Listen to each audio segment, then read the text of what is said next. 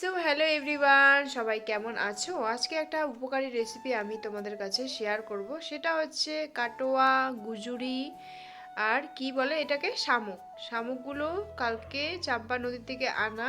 তো বলা হয়েছিল কালকে বানাতে, কিন্তু আমি ভাবলাম যে না, আজকে বানাবো। আসলে শামুকের ভেতরে অনেকটাই নোংরা থাকে, যেই জন্য শামুকটাকে দুদিন কিন্তু ভালো করে জল পাল্টিয়ে পাল্টিয়ে রাখতে হয়। দুবার করে দিনে জল পাল্টিয়ে তারপরে রাখতে হয়, নোংরাগুলো বের হয়ে যায়। ধুয়ে নিয়ে ভালো করে একটা হাঁড়ির মধ্যে একটু বেশি করে জল দিয়ে নুন দিয়ে এটাকে কিন্তু ভালো করে সেদ্ধ করে নিচ্ছি আধা ঘন্টা মতন। কেননা এটা গ্যাসে বসাইনি, উনুনে বসাচ্ছি, তো একটু টাইম লাগবে।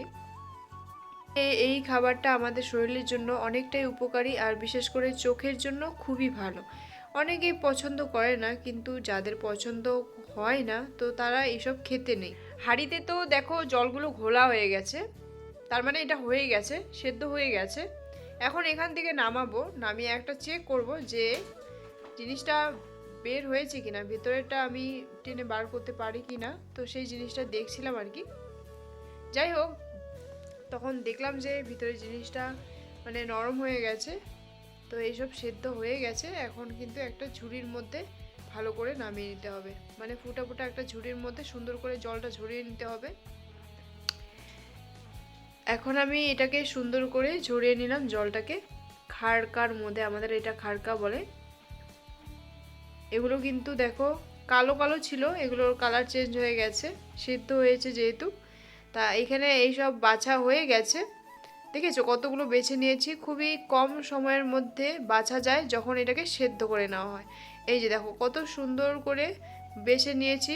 আজকে এই টাইপের করে রান্না করব। চলো কিভাবে বাছলাম দেখাই একটু।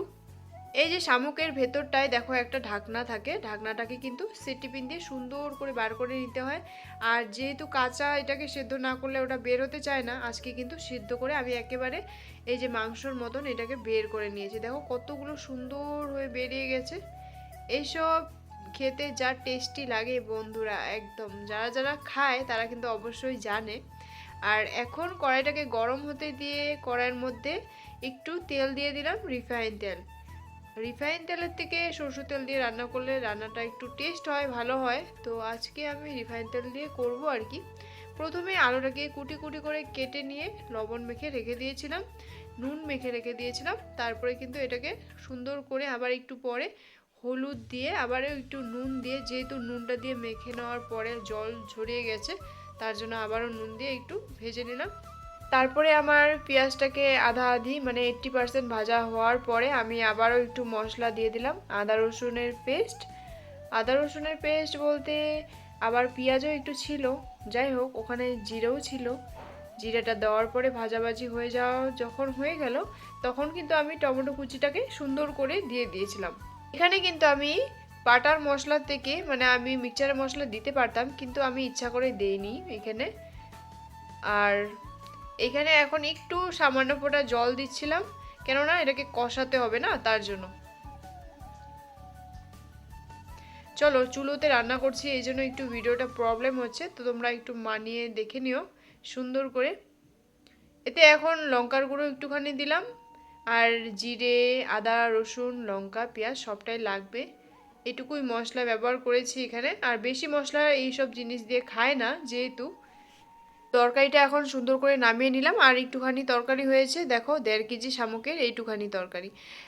রেসিপিটা তোমাদের কাছে কেমন লাগলো সবাই জানিও, আর ভালো লাগলে সবাই একটা করে লাইক আর সাবস্ক্রাইব করে দিও।